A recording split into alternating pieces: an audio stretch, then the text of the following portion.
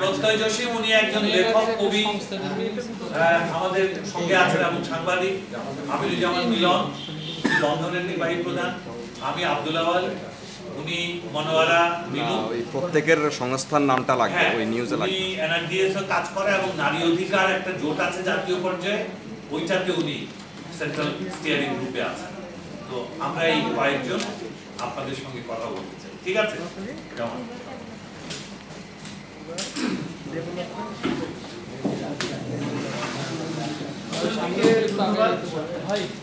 আমি আমিরুজ্জামান মিলন, বন্ধন নামে একটা প্রতিষ্ঠান আছে এনজিও, সেখানে নির্বাহী পরিচালক হিসেবে কাজ করছি। আর এসডিজি অ্যালায়েন্সের গ্রুপে আমি একজন সদস্য হিসেবে আছি। তো আমি এখন সবার জন্য স্বাস্থ্যের অধিকার প্রতিষ্ঠা ও রাষ্ট্রীয় অঙ্গীকার পূরণের যে বিষয়গুলো আমরা জেনেছি সেটা আমি এখানে উপস্থাপন করছি। বাংলাদেশ 2032 সালের মধ্যে সর্বজনীন স্বাস্থ্যসেবা অর্জনের প্রতিশ্রুতিবদ্ধ। এই লক্ষ্যে সরকার স্বাস্থ্য খাতে আর্থিক বরাদ্দ বৃদ্ধি, স্বাস্থ্যসেবার মান এবং প্রাপ্যতা নিশ্চিত করার সাথে সাথে এর আয়তা বাড়ানোর জন্য প্রয়োজনীয় নীতি নির্ধারণের বিষয়টি বিবেচনা করছে। সর্বজনীন স্বাস্থ্যসেবা প্রদানের বিষয়টি এমন একটি পদ্ধতিকে বোঝায় যা নিশ্চিত করবে প্রত্যেক নাগরিকের যখন এবং যেখানে প্রয়োজন বিনা অর্থায়ন তার প্রাপ্যতা নিশ্চিত হবে। যেখানে আর্থিক সংকটের মুখোমুখি না হয়ে মানসম্মত চিকিৎসা সেবা পাওয়ার সুযোগ থাকবে, জনগণের স্বাস্থ্য ও সমৃদ্ধির জন্য সর্বজনীন স্বাস্থ্যসেবা অপরিহার্য। সর্বজনীন স্বাস্থ্যসেবা নিশ্চিত করে যে প্রত্যেক নাগরিকেরই যখনই এবং যেখানে প্রয়োজন উচ্চমানের চিকিৎসা সেবা বিনামূল্যে পাওয়ার অধিকার রয়েছে। সর্বজনীন স্বাস্থ্যসেবা নীতিমালাগুলির মধ্যে সর্বজনীনতা, যেখানে প্রত্যেকেই তাদের আয় বা সামাজিক অবস্থা নির্বিশেষে স্বাস্থ্যসেবা পাওয়ার অধিকারী। অর্থ ব্যয়ের ক্ষমতা নির্বিশেষে প্রত্যেকেরই স্বাস্থ্যসেবায় সমান অভিজ্ঞতা থাকা উচিত। ব্যাপক অর্থে এটা রোগ প্রতিরোধ ব্যবস্থা, চিকিৎসা, পুনর্বাসন এবং স্বাস্থ্যসেবা সহ বিস্তৃত স্বাস্থ্য পরিষেবাগুলিকে আওতাভুক্ত করে। আর্থিক সুরক্ষা এবং জনগণের স্বাস্থ্যসেবা পাওয়ার জন্য আর্থিক সংকটের সম্মুখীন হতে হবে না। অর্থনৈতিক ও সামাজিক উন্নয়নের ক্ষেত্রে বাংলাদেশের অভাবনীয় পদক্ষেপ সত্ত্বেও সরকার এখনো স্বাস্থ্য অর্থায়ন এবং স্বাস্থ্যসেবা নিশ্চিত করার ক্ষেত্রে বহুমুখী চ্যালেঞ্জের মোকাবিলা করছে। গত 2 দশকে বাংলাদেশ শিশু মৃত্যুর হার হ্রাস, 5 বছরের কম বয়সী শিশু মৃত্যুর হার, মাতৃ মৃত্যুর হার, শৈশব অপুষ্টি এবং মা ও শিশু স্বাস্থ্য সেবার ক্ষেত্রে ধারাবাহিক উন্নতি সহ বিভিন্ন স্বাস্থ্য সূচকে ব্যাপক অগ্রগতি অর্জন করেছে।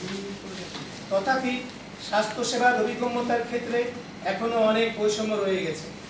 প্রত্যন্ত গ্রামে এবং দুর্গম পাহাড়ি এলাকায় সুবিধা বঞ্চিত এবং প্রান্তিক গোষ্ঠী খুব কমই ন্যায়সঙ্গত স্বাস্থ্যসেবা পেয়ে থাকে।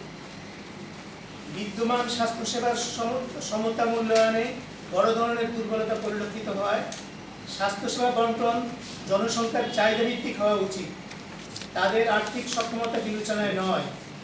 সার্বজনীন স্বাস্থ্যসেবা অর্জনের অর্থ সকল শ্রেণীর মানুষের মানসম্পন্ন স্বাস্থ্যসেবা পাওয়ার অধিকার নিশ্চিত করা, অতঃপর ব্যক্তিগত প্রয়োজন বিবেচনা করে যুক্তিসঙ্গতভাবে সম্পদ বরাদ্দ করা।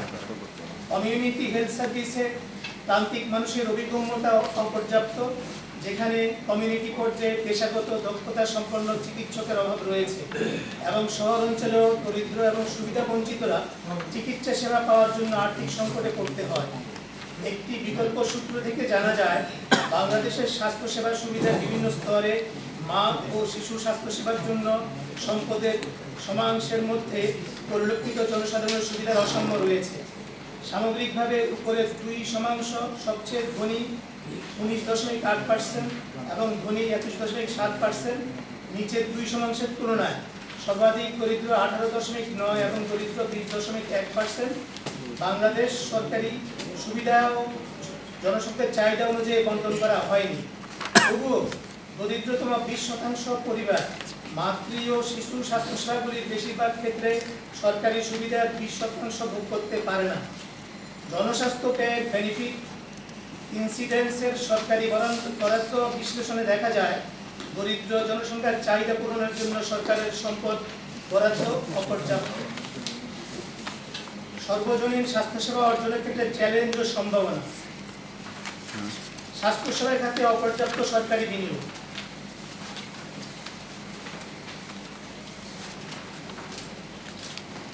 কোভিডের আগের ধারাবাহিকতায় বাজেটে স্বাস্থ্যখাত অবহেলিত থেকে যাচ্ছে। মহামারীর সময় স্বাস্থ্য ব্যবস্থার দুরবস্থার চিত্র ফুটে উঠেছিল, কিন্তু এরপরও বাজেটে এই খাত প্রত্যাশিত মনোযোগ পাচ্ছে না। টাকার অঙ্কে বরাদ্দ বাড়লেও বাজেট এবং দেশজ উৎপাদনের তুলনায় এই দুই খাতে বরাদ্দ খুব একটা বাড়ছে না। বাংলাদেশ স্বাস্থ্য খাতে জিডিপির মাত্র 1.5% ব্যয় করে, যা বৈশ্বিক গড় 5.9% থেকে অনেক কম। সকলের জন্য মানসম্পন্ন স্বাস্থ্যসেবা নিশ্চিত করার জন্য সরকারের সক্ষমতা তৈরির ক্ষেত্রে এটি একটি বড় বাধা। স্বাস্থ্যের জন্য উচ্চ ব্যক্তিগত খরচ। বিশ্ব স্বাস্থ্য সংস্থা বলেছে, মৌলিক স্বাস্থ্যসেবা পেতে একজন বাংলাদেশি বছরে $88 খরচ করা প্রয়োজন, কিন্তু বাংলাদেশে চিকিৎসা খাতে মাথাপিছু খরচ হয় $58, যার বড় অংশই নাগরিকরা নিজেরা সংস্থান করেন। বাংলাদেশের জনগণকে তাদের স্বাস্থ্য ব্যয়ের প্রায় 70% নিজেরাই সংস্থান করতে বাধ্য হয়। এটি অনেক পরিবারের জন্য একটি উল্লেখযোগ্য আর্থিক সংকট এবং এটি মানুষের প্রয়োজনীয় স্বাস্থ্যসেবাকে বিলম্বিত করে। অনেক ক্ষেত্রে সাধারণ মানুষ বাধ্য হয়ে চিকিৎসা বন্ধ করে দেয়। 3. স্বাস্থ্যসেবায় অসম প্রবেশাধিকার। সরকারি স্বাস্থ্যসেবার অপর্যাপ্ততা, চিকিৎসা ব্যবস্থার উদারীকরণের ফলশ্রুতিতে ক্রমবর্ধমান চিকিৎসা ব্যয়, জনগণের আয় বৈষম্য ইত্যাদির কারণে গ্রাম ও শহর এলাকায় এবং ধনী ও দরিদ্রের মধ্যে স্বাস্থ্যসেবা পাওয়ার ক্ষেত্রে উল্লেখযোগ্য বৈষম্য রয়েছে। দেশের 20% ধনীর তুলনায় সবচেয়ে দরিদ্র 20% জনগণের মধ্যে মাত্র অর্ধেকের স্বাস্থ্যসেবার অভিজ্ঞতা রয়েছে। এবং এমত অবস্থায় সকল নাগরিকের স্বাস্থ্যসেবার প্রবেশাধিকার নিশ্চিত করতে সরকারি চিকিৎসা সেবার মান উন্নতিকরণ সহ পরিধি বাড়ানোর একটি অতি জরুরি কর্তব্য। নাগরিক সমাজের আহ্বান, জনকেন্দ্রিক স্বাস্থ্যসেবার প্রতিষ্ঠা। সার্বজনীন স্বাস্থ্যসেবা একটি মানবাধিকার। মানবাধিকার সার্বজনীন ঘোষণার অনুচ্ছেদ 25 এবং অর্থনৈতিক, সামাজিক এবং সাংস্কৃতিক অধিকারের আন্তর্জাতিক চুক্তি 12 অনুচ্ছেদে স্বাস্থ্যের অধিকার অন্তর্ভুক্ত করা হয়েছে। নাগরিক সমাজ মনে করে এটি জনকেন্দ্রিক স্বাস্থ্য ব্যবস্থা তৈরিতে বাংলাদেশ প্রতিশ্রুতিবদ্ধ এবং সম্পদ ও দক্ষতার দিক থেকেও সক্ষমতা রয়েছে।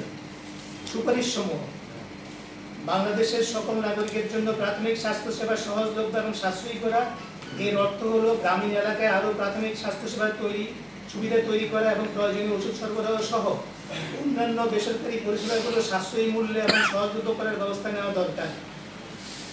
স্বাস্থ্যসেবার কর্মসূচি এবং স্বাস্থ্যসেবা সংক্রান্ত পরিকল্পনা প্রণয়ন ও বাস্তবায়নে জন অংশগ্রহণ জোরদারকরণ, যা কমিউনিটি হেলথ সেন্টার সহ সকল সরকারি প্রতিষ্ঠানে জন অংশমূলক ব্যবস্থাপনা ও নজরদারি জোরদার করার মাধ্যমে কার্যকর করা যেতে পারে।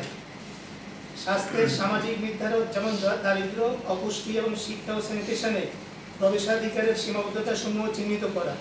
এটি এমনভাবে করতে হবে যা সামাজিক সুরক্ষা স্কিম প্রদান করে, পুষ্টি চাহিদা পূরণের ক্ষেত্রে উন্নতি করে এবং সকলের জন্য স্বাস্থ্য, শিক্ষা ও স্যানিটেশনে অভিগম্যতার সুযোগ সৃষ্টি হয়। সরকারিভাবে দরিদ্র এবং দুর্বলদের জন্য আর্থিক ও সামাজিক সুরক্ষা নিশ্চিত করা এবং কোনো ক্ষেত্রে সরকারের স্বাস্থ্য বীমা কর্মসূচি সম্প্রসারণ বা স্বাস্থ্যসেবা খরচের জন্য ভর্তুকি প্রদানের ব্যবস্থা স্বাস্থ্যনীতিতে অন্তর্ভুক্ত করা যেতে পারে। দেশের স্বাস্থ্যনীতির সংস্কার এবং প্রাথমিক স্বাস্থ্যসেবা ব্যবস্থাকে শক্তিশালী করার মাধ্যমে কৌশলগত ব্যবস্থা গ্রহণ। বাংলাদেশ সরকার প্রাথমিক স্বাস্থ্যসেবার পরিধি আরও সম্প্রসারিত করার মাধ্যমে আরও স্বাস্থ্যসেবা কর্মীদের প্রশিক্ষণ দিয়ে এবং প্রয়োজনীয় ঔষধ ও পরিষেবাগুলিকে আরও সহজলভ্য এবং সাশ্রয়ী করে প্রাথমিক স্বাস্থ্যসেবা ব্যবস্থাকে শক্তিশালী করবে। অত্যাবশ্যকীয় স্বাস্থ্যসেবার অভিগম্যতা সম্প্রসারণ। অপরিহার্য স্বাস্থ্যসেবার মধ্যে রয়েছে বিস্তৃত পরিষেবা, প্রতিরোধমূলক সেবা এবং মাতৃস্বাস্থ্য থেকে শুরু করে সংক্রামক এবং অসংক্রামক রোগের চিকিৎসা পর্যন্ত। বাংলাদেশ সরকার রাষ্ট্রের আয় বা অবস্থান নির্বিশেষে সকল বাংলাদেশের জন্য প্রয়োজনীয় স্বাস্থ্য পরিষেবার অভিগম্যতা সম্প্রসারণ করতে প্রতিশ্রুতিবদ্ধ। এর মধ্যে রয়েছে স্বাস্থ্য বীমা কর্মসূচির আওতা সম্প্রসারণ এবং প্রয়োজনীয় ওষুধ ও পরিষেবাগুলিকে আরও সহজলভ্য ও সাশ্রয়ী করা। বাংলাদেশের সকল নাগরিকের জন্য আর্থিক সুরক্ষা নিশ্চিত করা। স্বাস্থ্যসেবা পাওয়ার জন্য ব্যক্তি পর্যায়ে খরচ অনেক বেশি হওয়ায় নাগরিকদের জন্য স্বাস্থ্যসেবা পাওয়ার ক্ষেত্রে একটি প্রধান বাধা। বাংলাদেশ সরকার স্বাস্থ্য বিমা কর্মসূচির আওতা সম্প্রসারণ এবং স্বাস্থ্যসেবা খরচের জন্য ভর্তুকি প্রদানের মাধ্যমে সকল নাগরিকের জন্য আর্থিক সুরক্ষা নিশ্চিত করতে প্রতিশ্রুতিবদ্ধ। আন্তঃপক্ষীয় সহযোগিতার মাধ্যমে স্বাস্থ্য কল্যাণ নিশ্চিত করা। স্বাস্থ্য শুধুমাত্র স্বাস্থ্যসেবা ব্যবস্থা দ্বারা নির্ধারিত হয় না, এটি শিক্ষা, পুষ্টি এবং স্যানিটেশনের মতো অন্যান্য বিষয় দ্বারাও প্রভাবিত। বাংলাদেশ সরকার আন্তঃপক্ষীয় সহযোগিতার মাধ্যমে স্বাস্থ্য কল্যাণের নিশ্চিতের প্রতিশ্রুতিবদ্ধ। এর অর্থ হল স্বাস্থ্যের সামাজিক নির্ধারকগুলিকে মোকাবেলা করার জন্য শিক্ষা, কৃষি এবং পানি, পরিবেশ এবং স্যানিটেশনের মতো অন্যান্য খাতের সাথে সম্পৃক্ত হয়ে কাজ করা। ধন্যবাদ সবাইকে। এরপর আওয়াজ ভাই বলবেন।